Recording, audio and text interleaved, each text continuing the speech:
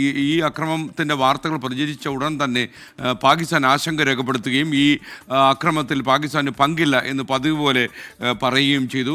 നമുക്ക് ഓരോ അവസരത്തിലും പാകിസ്ഥാൻ ഏതൊക്കെ തീവ്രവാദികളുടെ പിന്നിൽ നിന്നുകൊണ്ട് നമ്മളെ ആക്രമിക്കാൻ ശ്രമിച്ചു, അപ്പോഴൊക്കെ തന്നെ പാകിസ്ഥാൻ ഈ കൈകഴുകൽ ആവർത്തിച്ചിട്ടുണ്ട് എന്ന് നമുക്കറിയാം. ഇന്ത്യയുടെ നയതന്ത്ര നിലപാട് എന്താണ് എന്ന കാര്യത്തിൽ ഉടൻ വിശദീകരണം വരുമെന്നാണ് നമുക്ക് മനസ്സിലാക്കുന്നത്. സെൻട്രൽ ന്യൂസ് ഡെസ്കിൽ നിന്ന് ബി ദിലീപ് കുമാർ കൂടി തത്സമയം ചേരുകയാണ്. ദിലീപ്, യഥാർത്ഥത്തിൽ ഈ പാകിസ്ഥാനോട് കുറച്ചുകൂടെ നിലപാട് കടുപ്പിക്കാൻ ഇന്ത്യ തയ്യാറെടുക്കുമെന്ന കാര്യത്തിൽ സംശയമില്ല. ഈ കാർഗിൽ സമയത്തും എല്ലാ ആസൂത്രണവും നടത്തി കാർഗിൽ മലമുടിയിൽ നിന്ന് നമ്മളെ ആക്രമിച്ചതിന് ശേഷവും കൈകഴുകാനുള്ള ശ്രമം പാകിസ്ഥാൻ നടത്തിയെന്ന് പിന്നീടാണ് കാർഗിൽ യുദ്ധം നേരിട്ട് നടത്തിയതാണ് എന്ന് പിന്നീട് വ്യക്തമാകുന്നത്.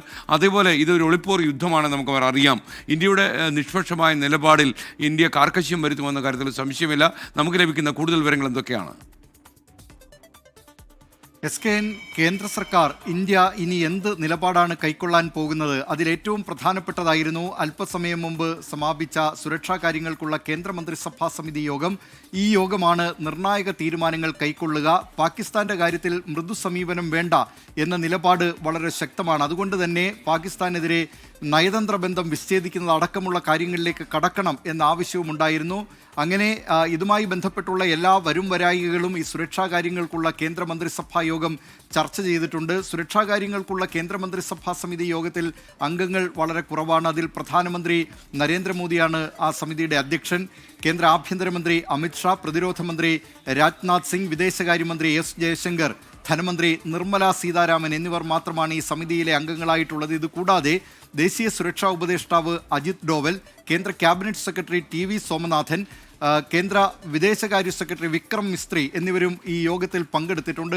വിശദമായ ചർച്ച, ഏതാണ്ട് 2.5 മണിക്കൂറിലേറെ നീണ്ട ചർച്ചയാണ് സുരക്ഷാ കാര്യങ്ങൾക്കുള്ള ഈ കേന്ദ്രമന്ത്രിസഭാ സമിതി യോഗത്തിൽ ഉണ്ടായത്. അതിന് മുന്നോടിയായി ഇന്നത്തെ ദിവസം മുഴുവൻ ഡൽഹിയിൽ തിരക്കിട്ട ചർച്ചകളുടേതായിരുന്നു. പ്രധാനമന്ത്രി നരേന്ദ്രമോദി 2 ദിവസത്തെ സൗദി സന്ദർശനം വെട്ടിച്ചുരുക്കി ഇന്ന് രാവിലെയാണ് ഡൽഹിയിലെത്തിയത്. ഡൽഹിയിലെത്തിയപ്പോൾ തന്നെ ഡൽഹി വിമാനത്താവളത്തിൽ തന്നെ ഒരു പ്രാഥമികമായ അവലോകന യോഗം ചേർന്നിരുന്നു. വിദേശകാര്യമന്ത്രി S ജയശങ്കറും ദേശീയ സുരക്ഷാ ഉപദേഷ്ടാവ് അജിത് ഡോവലും അദ്ദേഹത്തെ വിമാനത്താവളത്തിൽ കാര്യങ്ങളൊക്കെ വിശദീകരിച്ചു. പിന്നീട് കേന്ദ്ര പ്രതിരോധ മന്ത്രി രാജ്നാഥ് സിംഗ് സംയുക്ത സൈനിക മേധാവിയുടെയും അതോടൊപ്പം തന്നെ വിവിധ സേനാ തലവന്മാരുടെയും യോഗം വിളിച്ചു ചേർത്തിരുന്നു. 3 മണിക്കൂറിലേറെ ഈ യോഗം നീണ്ടുനിന്നു. വിശദമായി തന്നെ അതിർത്തിയിലെ സ്ഥിതിഗതികൾ ഈ യോഗത്തിൽ ചർച്ച ചെയ്തു. കേന്ദ്ര ആഭ്യന്തരമന്ത്രി അമിത്ഷാ ആകട്ടെ ശ്രീനഗറിൽ ജമ്മു കാശ്മീരിൽ സുരക്ഷാ സ്ഥിതിഗതികൾ അവലോകനം ചെയ്യുകയും അതുമായി ബന്ധപ്പെട്ട് ഇന്നലെയും ഇന്നുമായൊക്കെ എന്തൊക്കെയാണ് ഈ യോഗങ്ങളിൽ ഉരുത്തിരിഞ്ഞു വന്നത് തുടങ്ങിയ കാര്യങ്ങളൊക്കെ ഈ സുരക്ഷാ കാര്യങ്ങൾക്കുള്ള കേന്ദ്രമന്ത്രിസഭാ സമിതി യോഗത്തിൽ അവതരിപ്പിച്ചു. പ്രതിരോധ മന്ത്രി രാജ്നാഥ് സിംഗ് ആകട്ടെ സൈന്യത്തിൻ്റെ ഭാഗത്തു നിന്നുള്ള വിലയിരുത്തലുകളും ഈ യോഗത്തിൽ അവതരിപ്പിച്ചു.